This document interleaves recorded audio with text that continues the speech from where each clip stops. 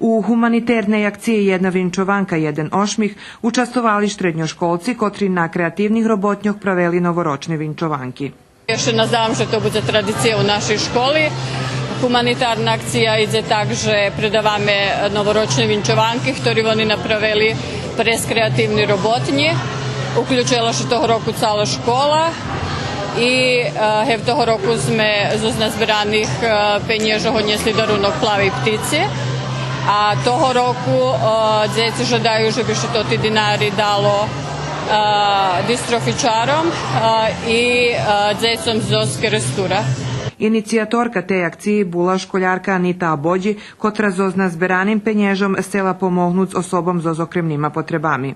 Že bi sme všetky širili pozitívnu energiju, boli šťastliví, pisali jedni drugim vinčovanky, posielali. Prešloho roku zos take akciji nazberani kolo 10.000 dinari, kotri pošli na rahunok Združenja za pomoć mentalno nedostatočno rozvitim osobom Belava ptica, a toho roku še ih osnovatelje toho društva uključili do akciji i vjedno zo školjarami Petro Kuzmjak praveli vinčovanki.